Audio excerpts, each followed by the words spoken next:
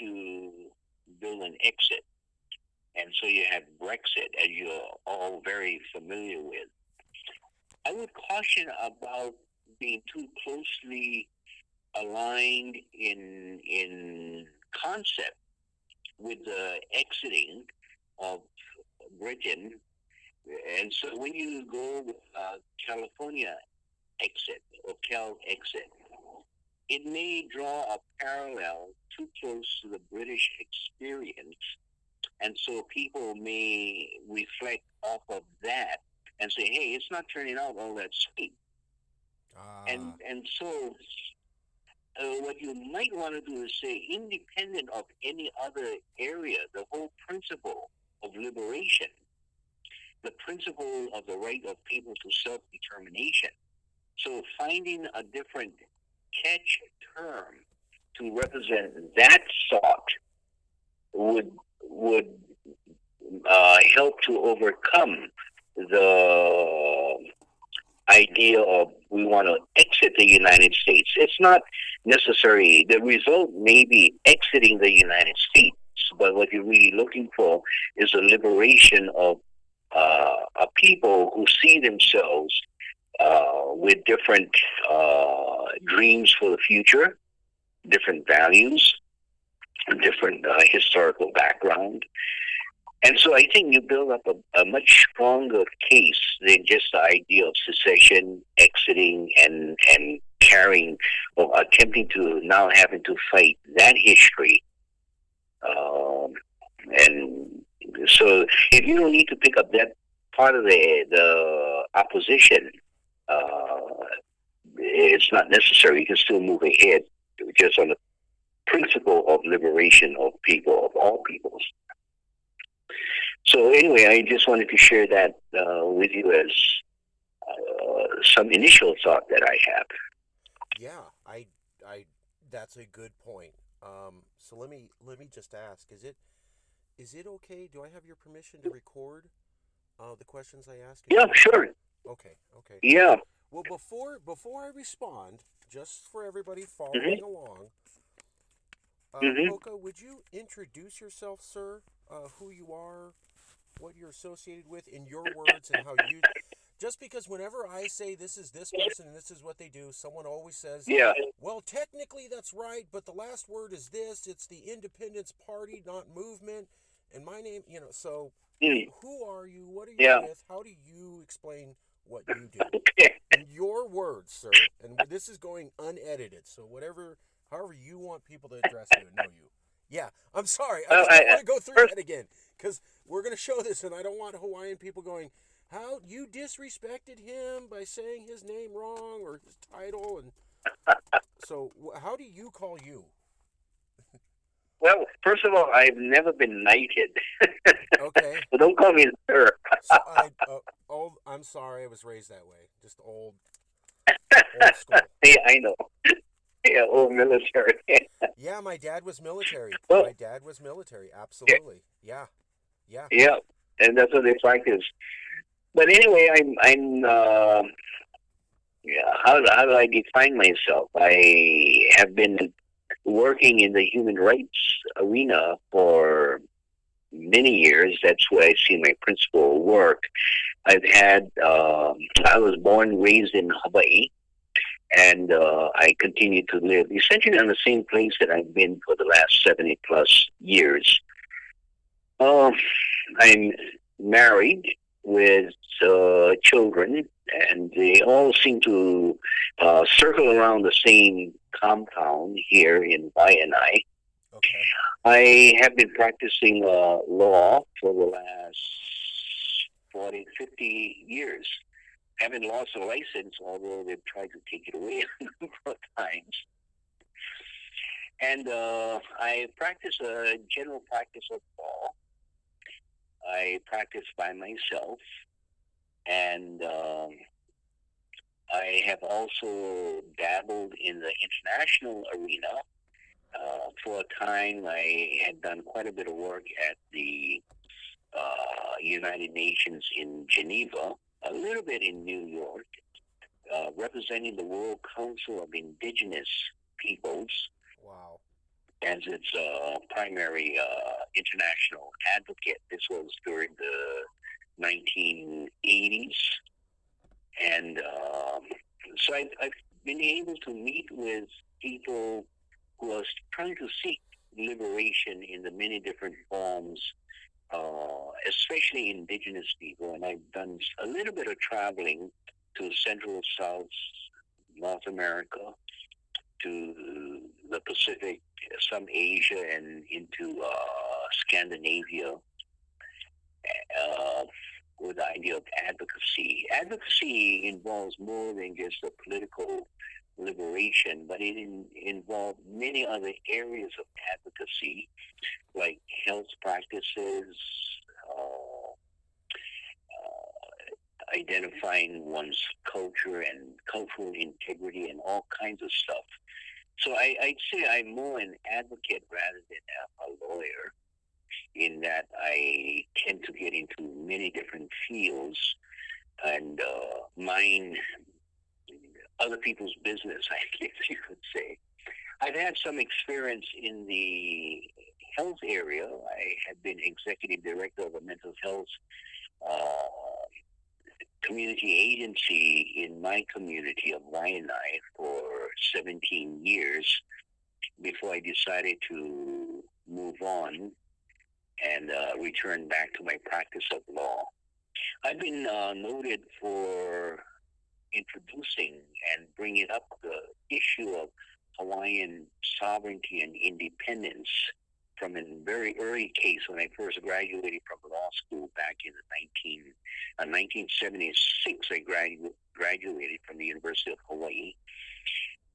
And 1977, I ended up representing the reputed underworld leader of Hawaii in a double murder, double kidnap case. And the issue for me was not whether or not he was guilty or not of the accusations by the United States. The underlying question is, who are these foreigners, the United States of America, Right. to come to Hawaii and charge our Hawaiian citizens with their crimes? And so I raised that as our defense. When they charge him and they ask, how do you plead, guilty or not guilty to the double murder, double kidnap? I responded for him and I said, we refuse to dignify this court by answering to your charges. Instead, we ask, who are you foreigners to come in and charge us with your foreign laws? The real question is, who is a criminal in this court? Wow. And that Wow. that was sort of the beginning of the Hawaiian sovereignty movement. And from there, we moved to other cases, myself included, where the federal district judge threatened to take my license away because I refused to say that I was a U.S. citizen, and challenged whether or not I could practice law in his court. And so my response was, well, if that's the case, take the damn thing. You're not going to change my attitude or my position. Well, he didn't do anything, but I knew full well that he could not take it away. The U.S. Supreme Court has already said that people who are not U.S. citizens are able to practice law in any of the courts of the United States. Really? So it does take a bit of research. There's a lot of things occurring. On one hand, there's the legal issues. On the other hand, there's a political and public issue, and one needs to be aware of all of these things. The theater behind it, and the legality and the protectiveness. So in making a movement move ahead, you have to be conscious of the many different factors that will play in. And you have to be prepared, maybe not expert in all of them, but at least you have to be sort of like a maestro who understands how the different roles, different approaches need to be taken, and see what are you really trying to do. In the case that I represented it's called the Napi Pulava case. While I spoke to the judge and challenged the prosecutor, I was really trying to communicate to the audience of reporters in the back reporting the case, because I needed to get to the general public and make the changes at the general public level. And so I was facing the judge, but my message was to be carried by the newspapers, by the television, and by others who would now begin to report about these issues. So I used a vehicle. Yeah, so I used a vehicle in which the media was already talking about what a bad guy this native Hawaiian was, to be the head of organized crime, and turned it around to raise these political, social, historical questions that the media was avoiding all these many years, but now they could not avoid it. They were already falling on their own momentum. So that kind of stuff. So there are a lot of drama, but you have to, as I say, be the maestro and understand the music that you play. That's very so. Let me repeat back what I think I'm hearing, and please correct me if I'm getting this wrong. But I think you highlighted a great strategy. You figured out something the news was talking about. They're talking about person X or Y, bad guy. He's a Hawaiian. He's going to court.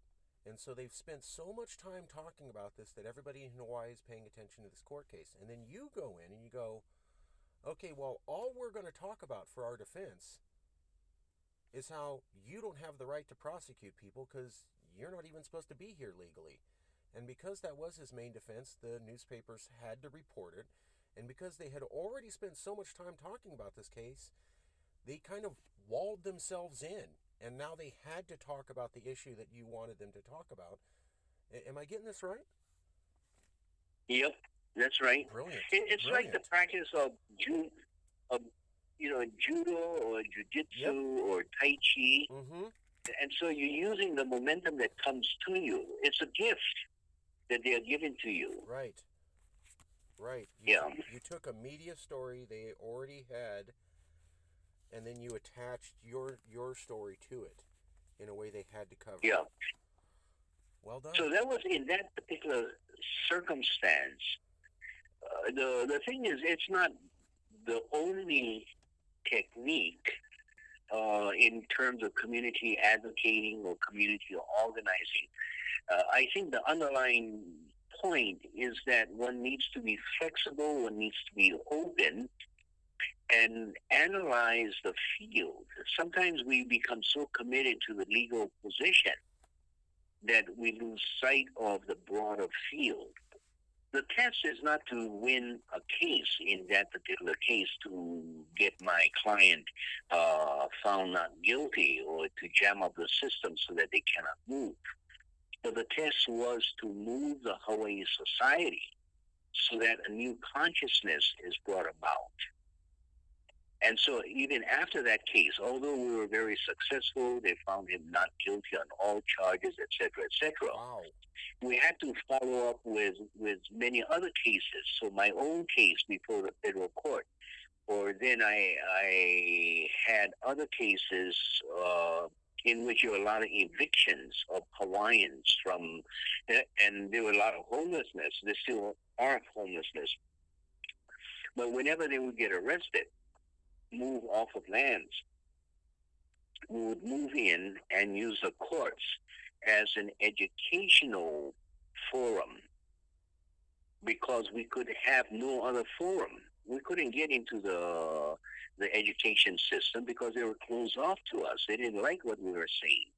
We couldn't get attention before the media unless we went to court, unless there was drama, unless people were arrested during the protest. So what we did was we had to bang it out so that others would also join. By going to the media, we were able to spread the information far, far more than what we could do. because I had no money. My client had no money. He was in jail, but we had a cause, and so we had to use a cause and spread the word in that particular fashion. Even to the extent I just was writing to an editor who said, "Okay, we'll make copies of a document." I just finished writing quite a long article of Hawaiian sovereignty, and he asked, "How many pamphlets do you need?" I said 1,000, and he said, "Okay, we'll try to get you 1,000." And I said, "It's a much changed time because back in the earlier days, what we had was to send out or find any open door and any copy machine that we could Huh. Huh. and we would copy um, these letters that came out of jail and spread it through the community hand to hand. But now we have a printing press where a publisher is willing to make copies of the same message that we're trying to get across. But now more people are talking about it. People are contributing. It's becoming much more vibrant than just one attorney trying to say one thing. That's So brilliant.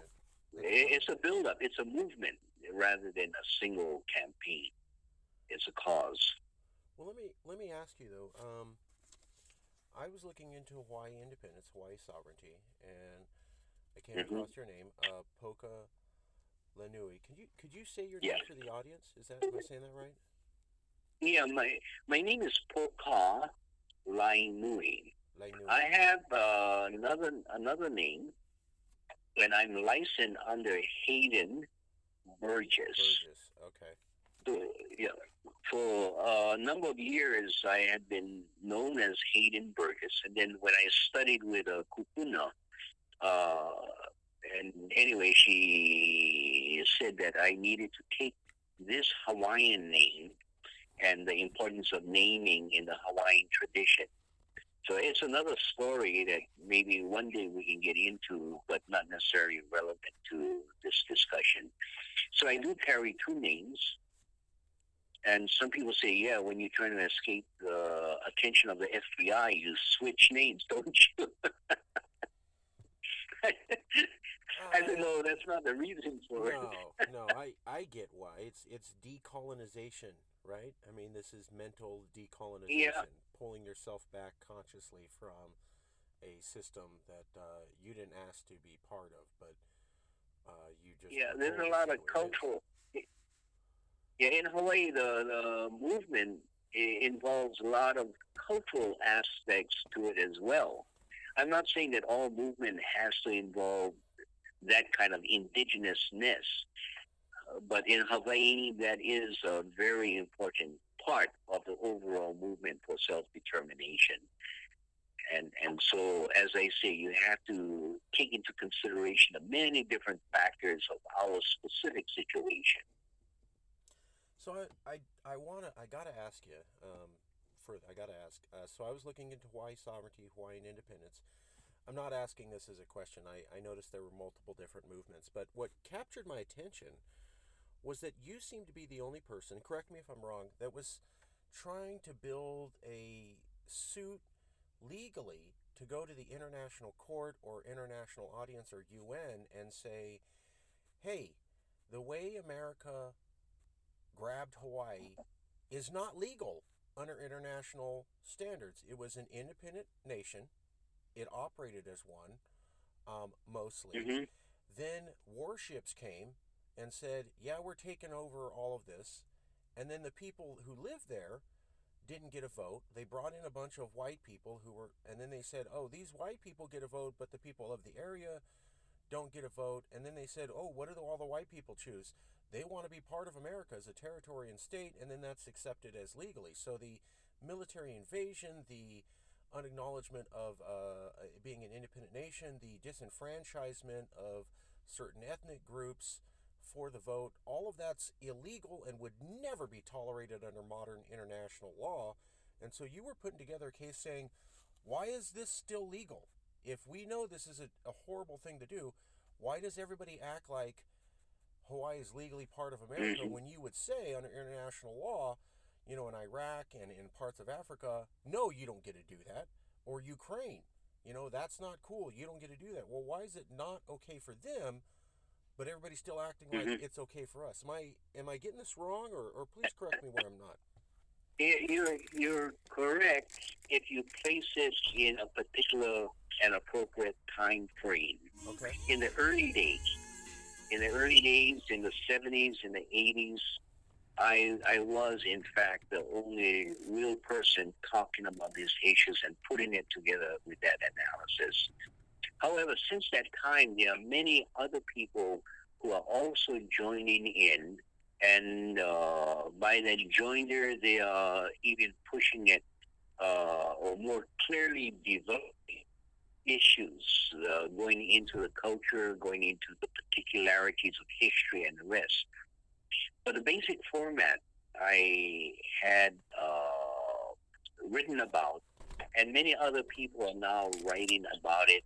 Books are being published, some inaccurate, but books are being published on those matters. And I cannot say that I am the author of it, because if you look back at our history, I take from Queen Liliuokalani. I also take from President Cleveland's address to the U.S. Congress, to the report made by his inspector or his investigator, Minister Blunt, from the United States. When I presented the Napitulava case to the court, I hesitated to bring in Hawaiian sources, because a judge would say, of course, they're Hawaiian. They're going to write on one particular attitude. And so what I did was I brought in the voice of the President of the United States, President Cleveland, as he addressed the joint houses of Congress. So I read from the congressional record.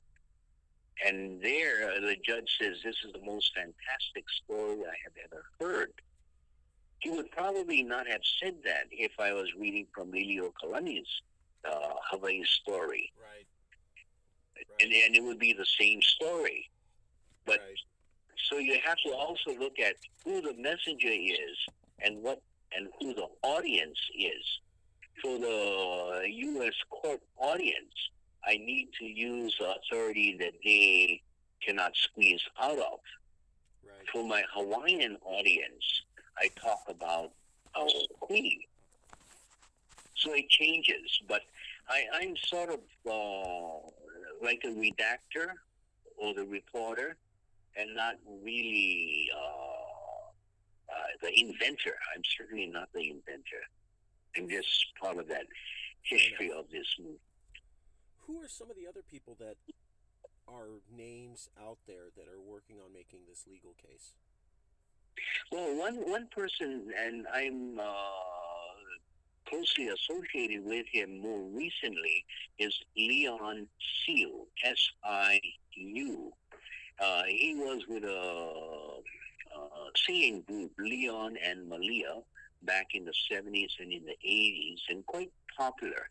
But what he has done is he has essentially put this aside, and I've left the international advocacy because, one, I couldn't afford it. I'm a sole practitioner, so if I'm not practicing law, and I'm trekking all over the world, and my practice doesn't move. So I've been paying much more attention to the Hawaii scenario and some of the concerns here. And Leon has taken up the traveling to the international arena, and he's very good at it. And so we work quite closely together. There's another guy, and this is Dr. Keone Dudley, Michael Dudley, and he's a professor of religion, and he has written a book on Hawaiian sovereignty. That's the title of his book. And so there's the three of us. We have written, for example, a call for review of the United Nations to review the action taken by the United Nations allowing the United States to consider Hawaii a state of the United States. And so we are asking for reconsideration of that action taken. If you went to my website, you could get a copy of that, a call to the international community.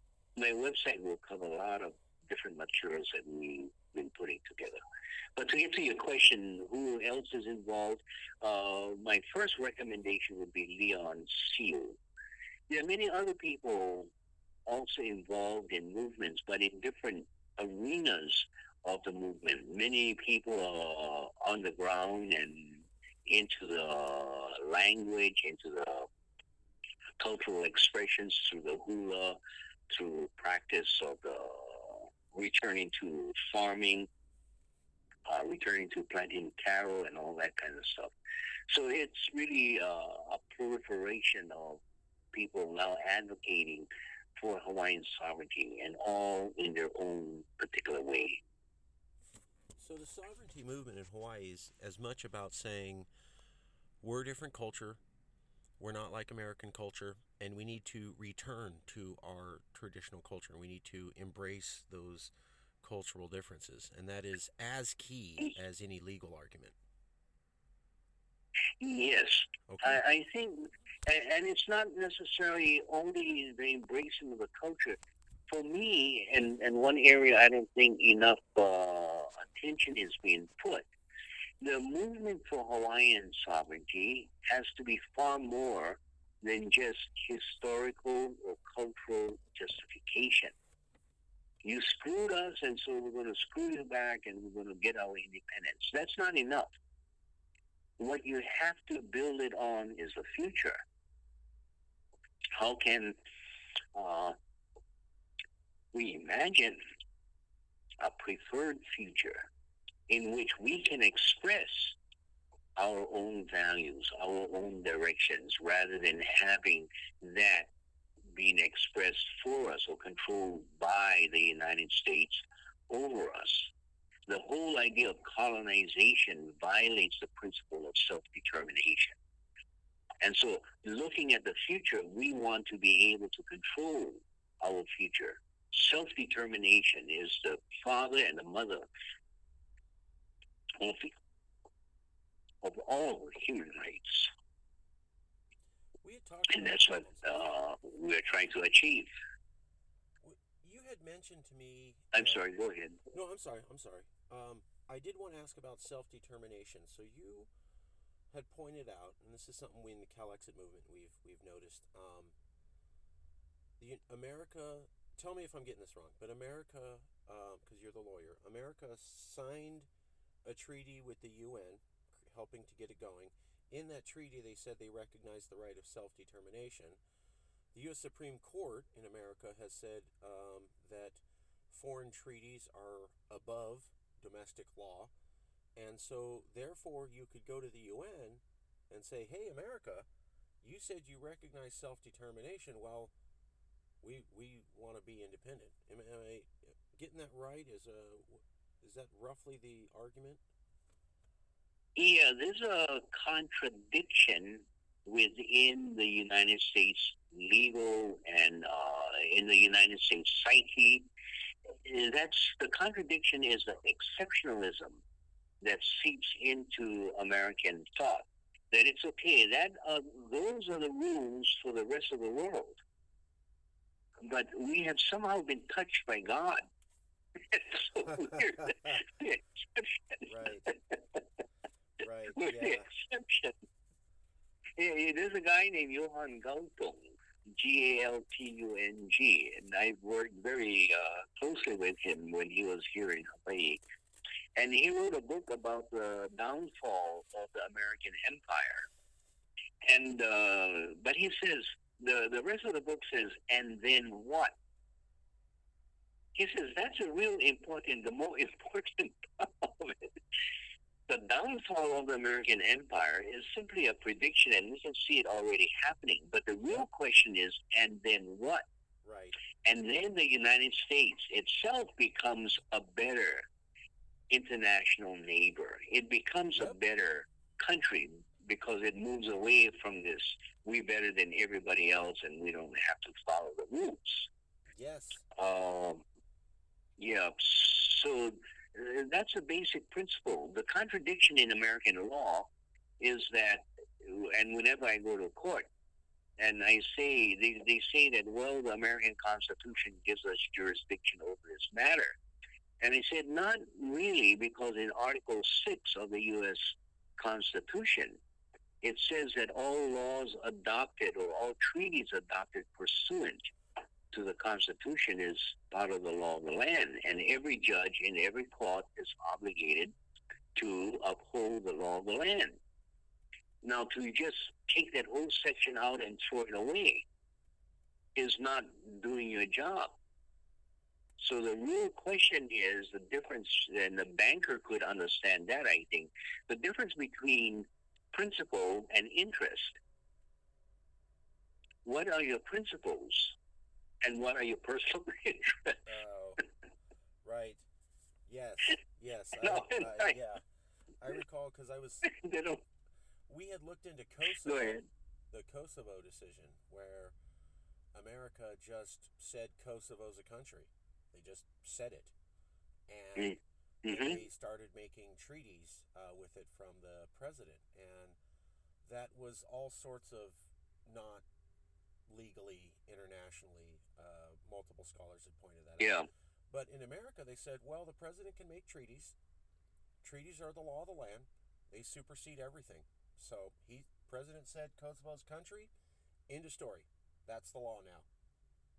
And the Supreme Court said that, and that because they recited that what you're pointing out, that treaties go over everything domestically. They just overwhelm everything. So if there's a treaty, it's the law. Nobody can do anything about it. Well, if that's the case for Kosovo, and America's been doing that recently, then doesn't that mean the Self-Determination Clause in the UN Foundation Charter is also a treaty obligation that America must uphold? Yeah. The problem is logic and rationality. Oh, yeah. Yes. And sometimes we get carried away believing that that rules the world, but it does not. It should. I think humanity should rule the world, and you try to apply logic. But even if logic does not work, you still apply humanity as above all laws. But for the Americans, oftentimes they set aside logic and humanity and its interests that guides your movement. Yeah. This conversation can go on and on. We can explore all the different sides to it. I find it very interesting that America criticizes other nations for violating international law. And it routinely does that. Big hypocrite on the global platform. Yeah, and I think Gandhi had a good statement when he says that the objective is to, how did he say it? I forgot the nice terms that he used to overcome the contradiction of the national creed and the national deed. He says there's a chasm of hypocrisy between a national creed and the national deed, and the nation must take a look at it and bring back the meaning of a national creed and one's national deed. So the principles are fine, but the interest, the expression, how they roll it out, has not been all that great. Not for the American experience or British experience or many other experiences. Right. Yeah, I recall that Gandhi was a big fan of the British Empire until he actually saw it. And he went to South Africa and he lived there. Mm-hmm. And in India, he was reading about English law, and there's all these rights built into the law. And then he went to South Africa and he saw, well, that's what they say, but that's not what's going on. Mm-hmm. And he goes, wow, the law's Yeah. kind of garbage. I've spent my whole career studying this thing that doesn't mean anything. And Mm-hmm. therefore, Indians are never going to be treated fair under British law. We have to just completely divorce ourselves from that system. And I found it interesting that he was a practicing barrister and a big fan of the English Empire before he learned about it, and then he immediately rejected the whole thing. Mm-hmm. That's right. I think not necessarily a rejection. He rejected a system that did not follow its creed. Right. And I think he still respected the creed, but he did not abide by the deeds of the colonizer. And oftentimes they lead with beautiful creeds, beautiful principle. Right. Yeah. Yeah. They just, yeah. And you can see the hand of colonization oftentimes does that. Yeah. Yeah. Anyway, we can go through. Go ahead. Yes. Well, I just did. Yeah. Without. I remember when recently they had the Arab Spring, and America was going on and on about, isn't it so great? Everybody's moving to democracy. And there was this country called Bahrain. And Bahrain Mm-hmm. is ruled by the Sunnis, but the majority of the people are a separate ethnic group. And they violently put down the spring in that country, and America said nothing at all because the Mm-hmm. largest naval base in the Middle East is stationed there. So while they're Yeah. saluting every other country for democracy, they say nothing about the brutal repression literally going on feet away from thousands of Americans. They said not a word. That's totally cool. Do what you need to do. And so the hypocrisy was Mm-hmm. dramatically on display. And as I like to point out, folks, that was during Obama. That was not Trump. He's in on it too. Just saying. That's a fact. Mm-hmm. He did nothing. Said nothing, did nothing. Yeah. So say what you will. Yeah. When it comes down to military might, they'll do what they need to stay in power, and democracy be damned. That's what I saw, and very recently. But let me ask you though. We had briefly talked about this. When I hear the arguments that the Hawaiian sovereignty movement's making, um, and the way you're going about it, saying, "Hey, we were forced to become part of this government in a way that you Mm-hmm. don't say is legally now." Let me run something by you. So in 1836, there was a place known as California. It's within the Mm-hmm. current boundaries now. And the people there said, we're proud to be of Mexican heritage, but we don't want to be run by Mexico. And they Mm-hmm. literally wrote a statement saying, we're doing our own thing. We're independent. And when Mexico sent a governor up, they kicked him out with weapons. Now, no one got shot, but they made it clear, like, we're cool, but Mm-hmm. you're not running us anymore. Just get that through your head. Yes, we're not unproud to be of Mexican heritage, but we're kind of doing our own thing here. And by the way, we have this thing where we're part African American and part indigenous and part Filipino and I think a little Hawaiian and maybe some Japanese and Puerto Rican and Scottish and French. And yeah, everybody speaks Spanish, but we call ourselves Californios. And we have a different identity than you in Mexico, and we declare independence. So they were independent and basically de facto recognized as such by the Mexican government for about a decade. Then, illegal immigrants who did not have the right forcibly came into California from America, and they violently took over the government. They Mm-hmm. shot everybody who disagreed, and they brought in the American military, and they held it under military occupation for about 5 years.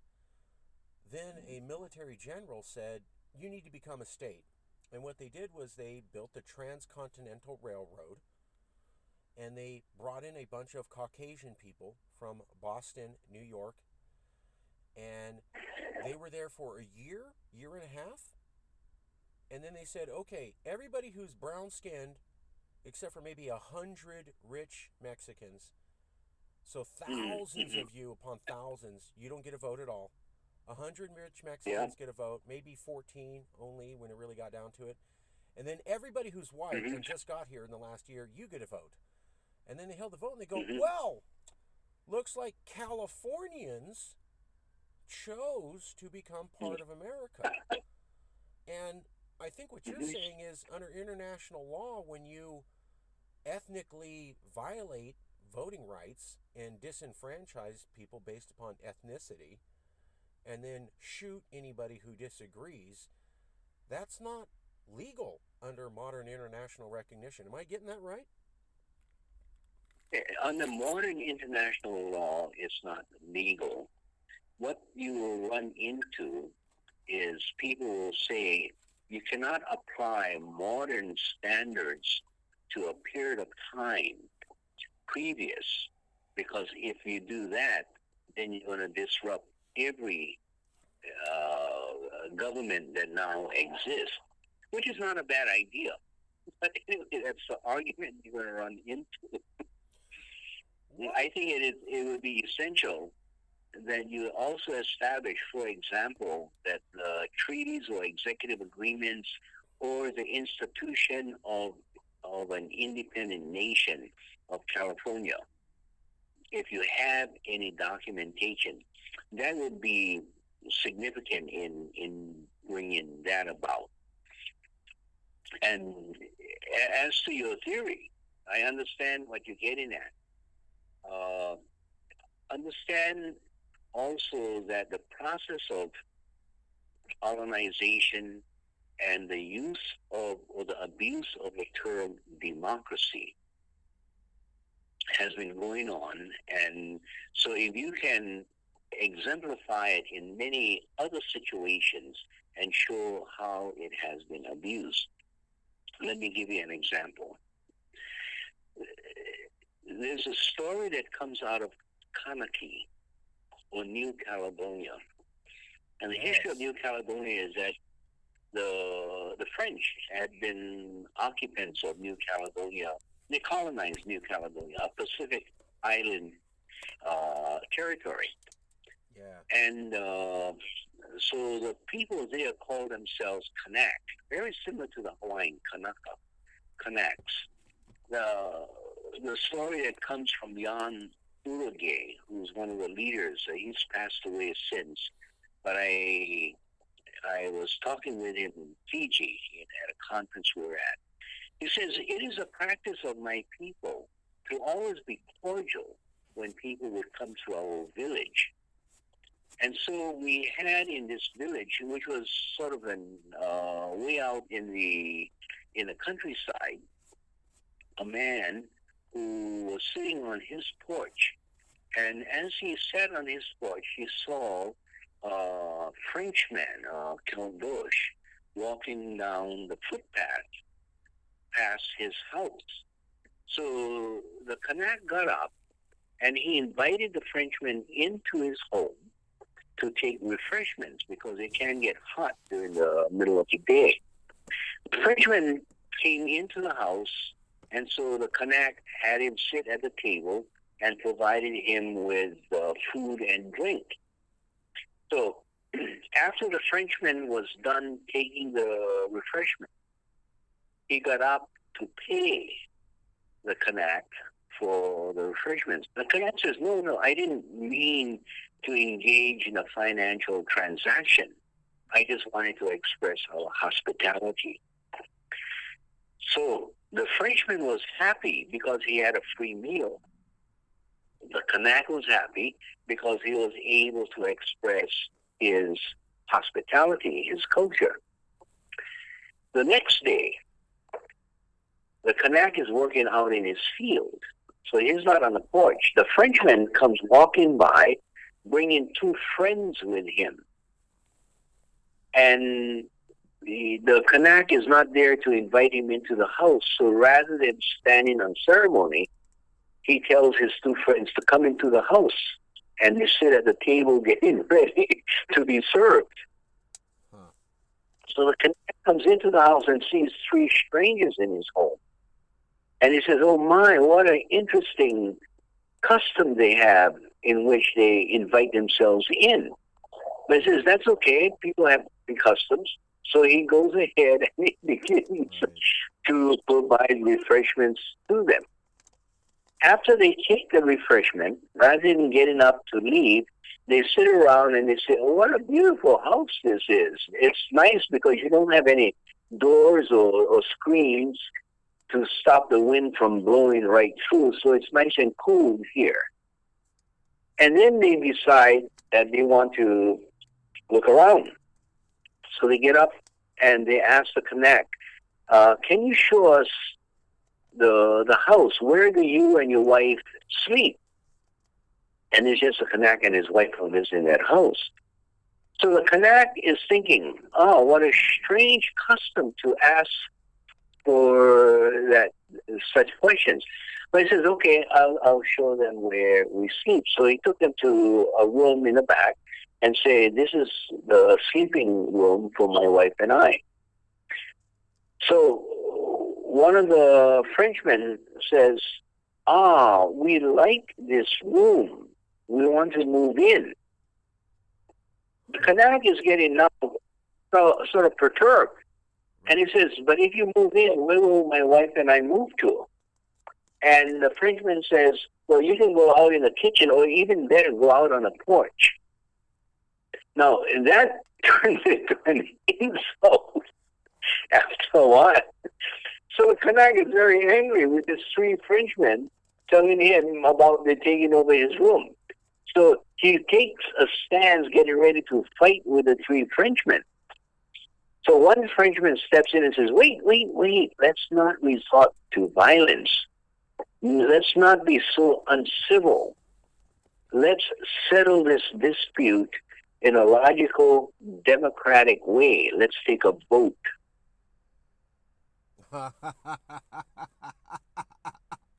You see how... Yes. Right. Nice. You know, nice. Even democracy, democracy, when used with the wrong culture or with bad faith, can result in a theft. Stealing these things is essential things from people. So even democracy, we need to be careful about. Good faith, humanity is above all of these laws. That's good. Okay. Well, sorry for the long story. That's great. Do you have any contacts with the Caledonia independence? Not much now, since I've not maintained an active activity there. But I do have some people who are in New Caledonia and watching the independence movement. But this person who told me that story, Jan Urage, has subsequently passed on. He was one of the leaders for the independence movement. But that's that story, and that sweeps across the Pacific and many other places. How they use the French have been very well known for doing that. Whether it's in New Caledonia, where the percentage of the population was 2 Kanaks to 3 Caldoche, or in other French colonized areas. The Americans also the same way. What they did in Hawaii. And what they did in Alaska. But those are the common tricks of colonizers. So when you deal with California, it's not only a California story, but when you tell a general story and how they carry this pretense of democracy without the underlying values, but just the game plane of what the rules are, then they violate the whole principle of self-determination. That is a story that you need to tell. It's a similar story with California, Hawaii, and Alaska. You come in, you don't let the actual people there vote. You ship your own people in, and Yep. you hold a vote of them and say, well, everyone voted, which they didn't.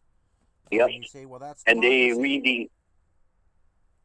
they redefine the self. Instead of self-determination, it's an altered self Nice. to a limited choices of determination. That's a Hawaiian situation. We had Altering the self. Go ahead. No, go ahead. No. So it's a common trick, and you can, if you explore many other areas, and the same thing.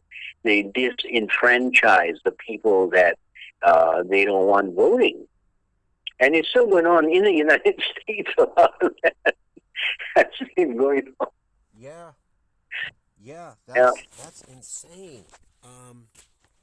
We talked to the former vice president of the Alaska Independence Movement, and he said exactly what you said.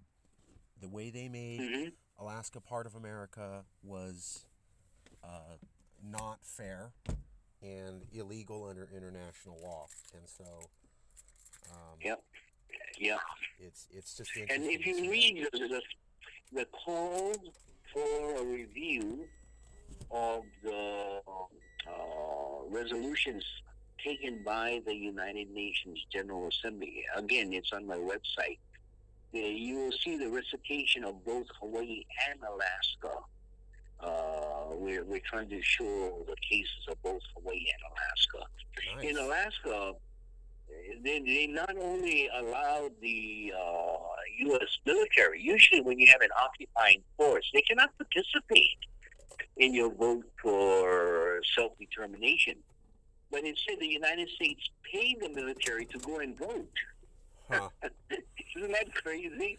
Well, I mean, California was unknown to most Californians. We were under military occupation and controlled by a general when they held that vote for California to become a state. So you literally have an occupied territory with soldiers with guns holding down the population and a military commander running the government, and they hold the vote underneath that. Now, under international law, that looks like an agreement made under duress, but no one brings that up, and they just go, and they even celebrate Ascension Day here in California, and they teach the kids. I mean, this year, I saw it in community ads. The Ascension Day, we're teaching the kids about California, and they just say, vote was held this year, and California chose to join.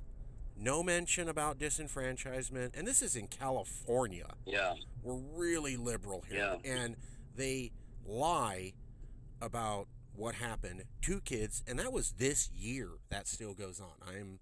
I love California, but sometimes I'm like, what are we doing? This is not us. We're still lying to little kids about what went down. Like, let's not lie to them. Yeah. Let's stop that at least. Let's at least stop lying. And they had Nick Lowry, I believe, for National Review. He's a conservative writer, which, you know where that's going to go. But he wrote a book, and he goes, is anybody saying that Californians really didn't want to become Americans, so the invasion of California is cool? Because, come on, you really wanted to stay independent or kind of like a quasi-Mexican territory? And I'm like, only a racist white person would say that. And that guy wrote that book this year. So, and there was no liberal backlash. That was the thing that got me, was they said, yeah, he's not a good guy, but liberal media did not jump all over his passage about California history. And I go, well, there you go again. They're not going to acknowledge this history. They don't want to hear it. That's the way it is today. That's post-Obama. That's modern California. And we still allow lies and misrepresentations to be told. And I'm just thinking to myself, when does it end? I mean, when do we get to tell the truth? Yeah. Well, we got to chip away one at a time. Yeah. It'll take a process, yeah. Well, let me ask you one last question. and then if you would plug where people can find you and get a hold of you. But one last question. So when Mm-hmm. the American Army invaded California, Mm-hmm. they signed an armistice with the Californios, saying, okay, you agree to stop shooting and we'll stop shooting you. Now, in that Mm-hmm. armistice, they go, this isn't a treaty and blah, blah, blah, blah, blah. But they did sign a declaration. Now, this is the official American representatives in California, the military commanders, and they sign a document with the head of the California resistance. Now, that head was put in place by his brother, who was the elected or approved leader of California. That man led the independence movement against Mexico. So the Californians rebel against Mexico. They say we're independent. Okay. They elect person X to be their leader. He is head of a recognized independent California. He has to go do some business, and he appoints his brother to run California while he's gone.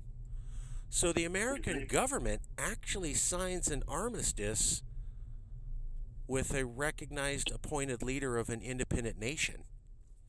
Is there something legal to hold up there going, hey, you recognized California was independent because you said who's the leader, and it's this guy who's only in charge because the leader of the independence movement said he is. So isn't that America recognizing a sovereign independent California? Yeah, I don't know who the American representative was and what the authority they carried to give that recognition. Was it under the authority of the president, or was it merely a military officer? I'm not sure what the line of authorities to actually say that America therefore recognize Californian independence.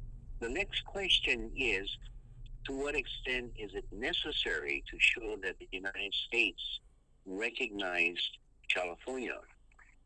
Because there's many ways of establishing the independence or the right to self-determination, not necessarily only by American recognition. But if, let's say, Mexico had recognized California, or Great Britain had recognized California, then you can say that California was, in fact, a recognized international body. You don't need the colonizer or the aggressor to be the one that recognizes and therefore give that attribute of independence. A Huh. third point is that even though it may not have been given full international recognition, the right of self-determination, is it limited only to those people who had previously been recognized as independent, or do you have any group of people where the international community says all peoples have the right to self-determination? It doesn't say only those previously recognized as independent nations have the right to self-determination. It says all peoples. Huh. So if you can clearly define your people of California, however you define them, and you say, we are the people of California. And so based on that definition, we are asserting ourselves to the right to self-determination. It may be a slightly easier case to say that previously we had been recognized. In the Hawaii case, the recognition has been so replete throughout the world. Almost every recognized nation had recognized it. We had treaties and executive units. So there you have a strong foundation, but it's not necessary. The people of New Caledonia had never been recognized, of Tahiti had never been recognized, but they are seen as a significant, distinct people. Huh. Just that gives them the right to self-determination. Huh. Okay. Well, let me ask you, where can people find you? What websites are you on, and what websites should people look at to learn more about independence over there? You know, there's Um, there's many different websites. Sometimes they're crazies. That's why I'm asking They you. can look at mine. Steer us in the right direction. Which ones should we be looking at? The only reasonable one is my own. Okay, well then just plug your sites and we'll go from that. Although you did mention a few other people that seem to Yeah, have your support or good feelings towards. there are many other websites where you go in for Hawaiian sovereignty of independence, and be careful because there's a sense of tyranny of the how do I say it? Tyranny of modern technology. Many of us come from old school. Computers for us have been modern. It's new. And when I graduated from law school, we didn't have computers. And so I had to get into knowing how to use it. And I'm still very dependent on other people asking them to, hey, can you set up a website for me? Yeah. So you have those who just came out of schools, highly trained, and they can put up the most beautiful website. And others are struggling along, and we usually use telephone and radio and other ways. Yeah. Yeah. So, so I would recommend just researching and yeah, there's many others who have put up website, and rather than recommending any particular website, keep an open mind, use logic, and use humanity above what the laws may say. You can, of course, use rationality and try to interpret this law and say that these contradict that other law and all that stuff. But above all is humanity. That's fair. That is where the focus to be. Yeah. Well, how can people find you? What's your website or site that you're on, and if people have questions for you? Okay, mine is on HawaiianPerspectives.org. Okay. HawaiianPerspectives.org. Yeah, and if people want to write, they can send me an email at Laenui at HawaiianPerspectives.org. Could you spell that for us, brother? Yeah, Laenui is spelled Laenui at Hawaiian Perspectives, PERSPECTIVES .org. Okay. Yeah. Any last comments or things? We're going to get this up and we will get you a copy. Before we go, though, what last thoughts, things you want people to think about, do, maybe some homework to think about when they go home? I think just remember that self-determination is a father and mother of all human rights. Don't lose sight of that guiding principle. We continually work in the area of human rights, but what we also need to do is move to a new generation, and that is not human rights, but human care. And we need to develop that aspect of our moral fiber to bring about greater humanity in all of our societies. I think you were talking. Somewhat broad right now. Yeah, I'm sorry, go ahead. No, please go ahead, please.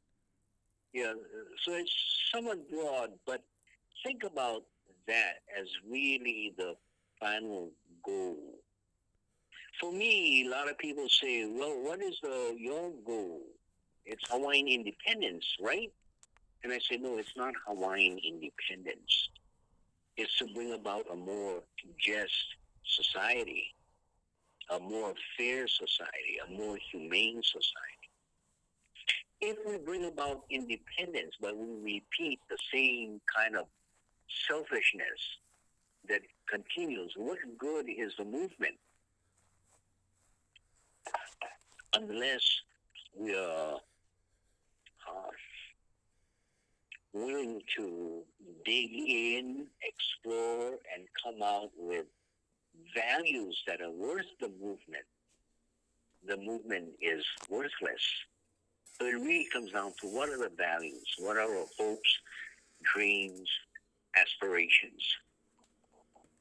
And for that, we need to take our time, engage in conversation, look not only into our own history, our own culture, but look beyond that. Look at other people and engage in other thoughts. It has to be a very wide open discussion. Otherwise, we end up with one overthrow after another overthrow because we have not gone that full process of dreaming, of sharing, and coming to a consensus of where we are going. So people may come out and say, well, I have one justification. We were an independent nation, or we are a different people with different values, or we need to stop nuclearization, or whatever it is. There's so many interests in this movement. A single interest is not enough to make the movement. We need to be comprehensive and involve all of these things. It's, again, you got to play the maestro in order for the music to carry out its fullness. Huh. So I think that's my closing thought. Well, I gotta ask though. You had written a paper, I believe, called uh, Deep Cultural Recognition. I believe something along those lines. Uh, could you tell people about that paper? Because I think you were hitting on some of the concepts found in that document. Yeah, well, what I'm saying is that we need to explore this concept called deep culture. And oftentimes people say, what the hell is that, deep culture? It's too ethereal that I'm not sure what you're talking about. But it's important. And the reason I call it deep culture is because if you just look at culture at the surface level, is what kind of clothes we wear, or what kind of food we eat, or what our discussion, what language we speak. There's a surface level of culture. But there's something deeper in society in how we behave, how we treat one another. It passes through the language we speak. It passes through the customs that we practice. It passes through even the religion that we practice, although we think that religion is very deep. But there's a different sense of how we treat one another. Right now we have in Hawaii, we have two cultures that sweep through our society. One is a culture that I've identified as domination, individualism, and exclusion. That is highly represented currently by the American legal system, the judicial system, the environmental system. It's all based on who can dominate. In business, you want to dominate the field, you want to capture the market, you want to overtake the other side. So this domination is constantly in people's mind. Even the way we do sports, it's supposed to be relaxing. Instead, we're going to beat the other side, kill them, kill Right. them on the football field. Right. I thought they were happy. So this mentality of domination, who's the winner? And then if you have winners, you have also losers. Individualism, it's always you need to rise above the rest of the people. And even in education, it's very dominating and individualistic. So the rank, who's the highest in the class, who's the smartest in the school, and the rest. The story I have for that is I sit with this friend of mine from childhood, Equal, and we, us Hawaiians, we don't like to sit in the front of the class because we don't want to be called on, because our language, we call it pidgin English. We are not well trained in the King's English. I've yes, I've heard pidgin English. Yes. So we sit in the back, and I usually would sit in the back. I wasn't the best student. I'm still not the best student.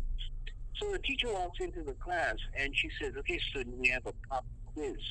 And so she writes 5 questions on the board, and she says, "Okay, I'm going to come back when I think you should be done. Separate yourself, no cheating, take the test, I'll be back."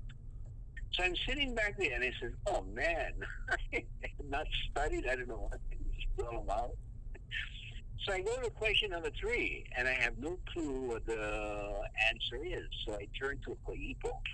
Hey, Hoipo, help, what's the answer for number 3? And she likes to talk loud. She says, "Well, Poka, the answer for number 3 is," and she begins to tell me what the answer is. The teacher walks into the classroom, and the teacher sees Hoipo talking to me. And she says, "Hoipo, what are you doing?" She says, "Oh, Poka doesn't know the answer for number 3, so I'm telling him the answer." The teacher says, "You're cheating." Yeah. Hoipo says, "No, I'm not cheating. You don't know the answer." I'm not cheating because he doesn't know that. Yeah. Yes. Yes. And I remember. Yeah. We get nailed for cheating. Now, you ring the bell. It's recess. We're out in the courtyard or in the playing field or wherever it is, or if it's after school. We're sharing with one another. We're caring for one another. It's a different, deep culture that we're operating under. You need to share. You need to care. That's the rules. When we go home, you cannot be selfish. You have to share, whether it's information or food or whatever it is. But when you're in the school ground, the culture switches. So it's one of domination. Who is smarter than the other? It's individualism. And if you're not within that group, then they exclude you. It's exclusion. That's a culture of what I call a DIE culture. That's the way we handle the environment. If you own a piece of a deed, then you cut down the tree. Never mind the birds that use the tree and need the tree to inhabit the tree. Never mind the people who use it for shade, but it's yours because you have the deed. You can dominate it. Right. That kind of DIE, when it affects our environment, when it affects our society, it kills the humanity and it kills the physical environment as well. That's why we need to switch the deep culture and understand what is the alternative. Normally people can squawk about the present culture, but then the only thing they are left with is, where are we going? How can we change? So, but what needs to do is start coming out with an exploration. What are the other alternatives? Instead of domination, in Hawaii, I propose what we call olo. You can find that in the local or in the rural communities. Olo. We can still disagree, but you need help plowing your field, or you need help sending more customers your way, because I need the competitor in my community in order for me to survive. I need competition. So you help one another. And you recognize that there are differences, but still there is a relationship between the two. So instead of domination, it's to be comfortable with. It's olo. Instead of individualism, it's the importance of a group, the importance of family, the importance of team. So it's what we call in Hawaiian, lokahi. And instead of exclusion, it's always aloha, to be including, incorporate with love, with compassion. It's a different culture, different methods of operating. Whether it's in California or any part of the United States or in Europe or other places, you will find you have a number of deep cultures flowing in that community, but we tend to allow the BIE culture to take hold and to control so many of the societies, while the people themselves are operating under a different culture or trying to find some foundation for a different culture. In Hawaii, I propose the Ola culture, Olu Olu, Lokahi, and Aloha. In the Hawaiian language, it means life, it means health. We need deep cultures that are supportive of life, supportive of health. And so that is a transition I propose in Hawaii. Every place should find their own that they feel comfortable with and drive to those deep cultures. So that's the idea of deep cultures. We need to explore them and identify what are our hopes and dreams for our future. What kind of deep culture do we operate out of?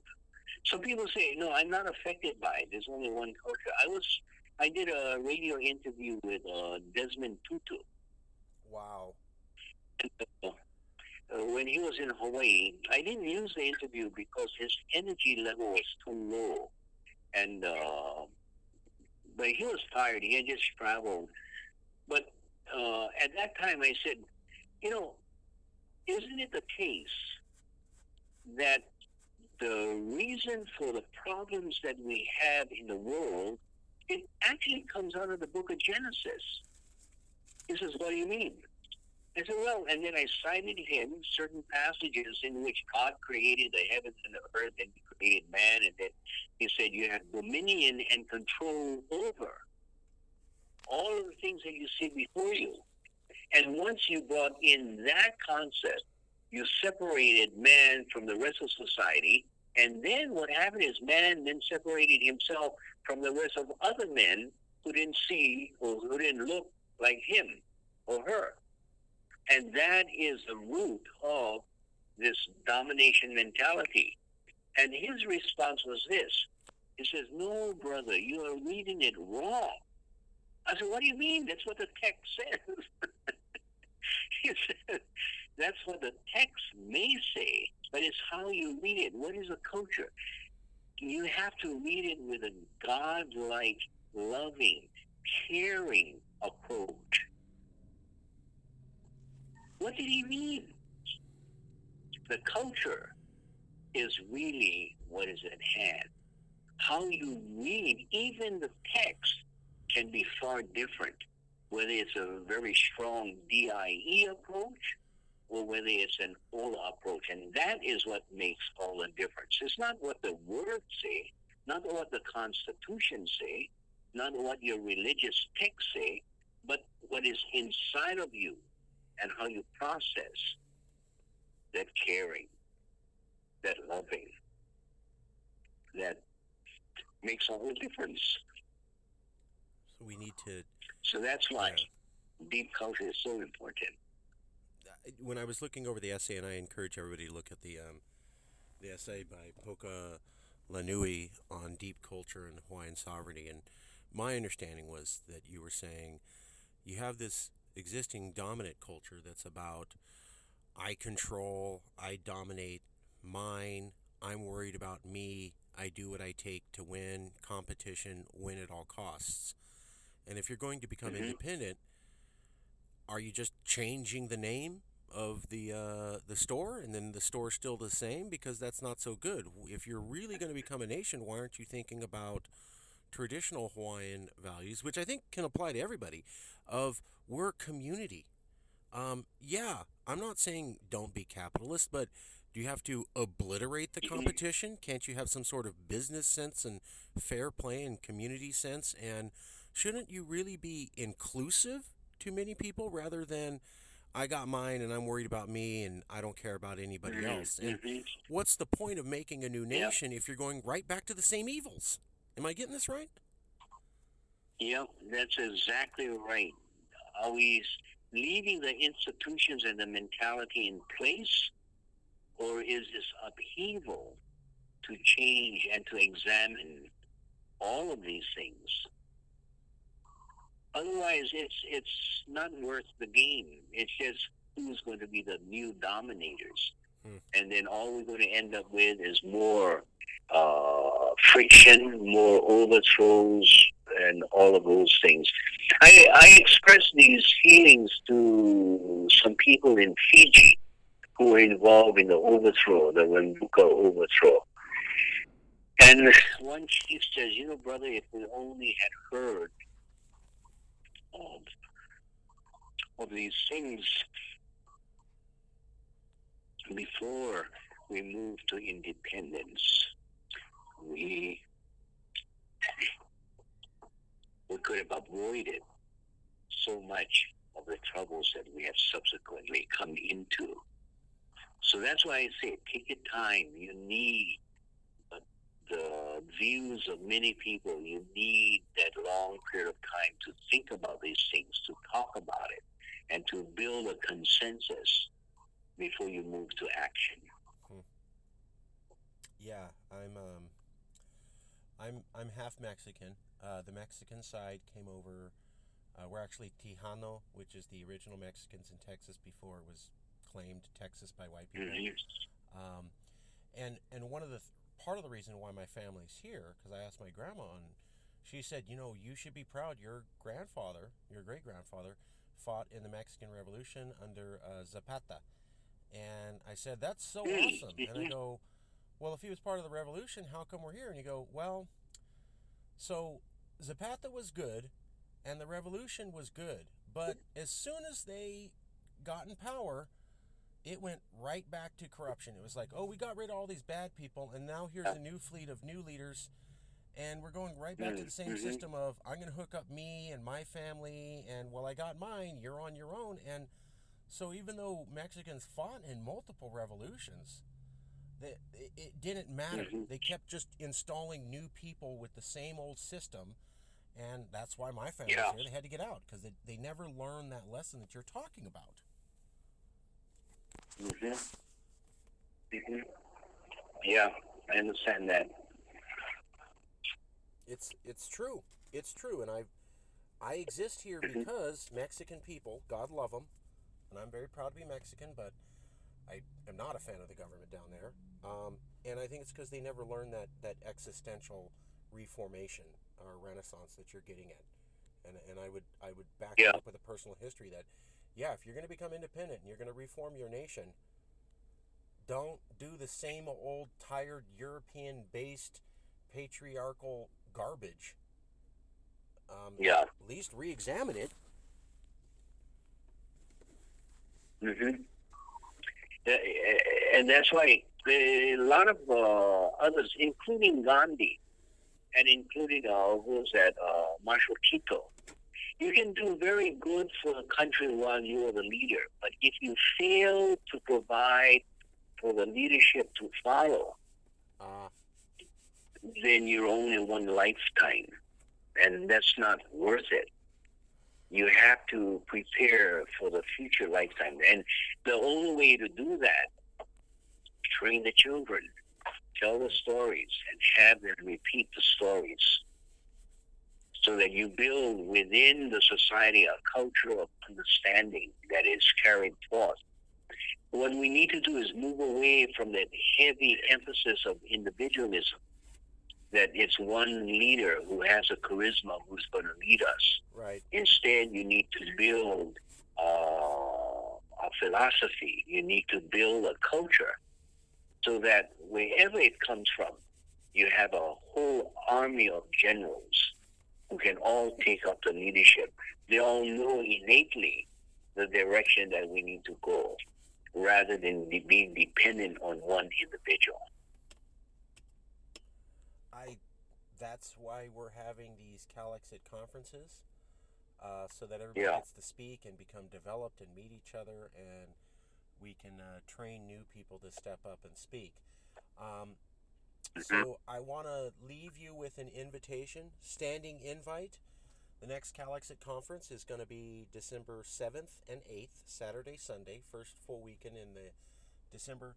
You are invited, sir, and anyone, I'm sorry, you are invited, Poka. I apologize, way I was raised.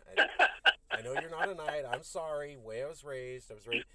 half Mexican Catholic, staunch Catholic, very respectful, half American military family. So yeah, you know what I meant. Standing invitation, if you can make it, or we can Zoom Okay. you in, or anybody else that you feel properly represents the Hawaiian movement and you'd like to bring on with you. Standing invitation for this 7th and 8th, and if not, anytime you can, we'd love to have you on Zoom and interview you and other members of the movement. Okay. Well, thank you. Thank you for the invitation. I'll send you some more details on email, and I'll send you this interview very soon. Okay. Okay. All right. Thank Take you, care. sir. I will email you soon. Okay. Okay. All right. Aloha. Aloha.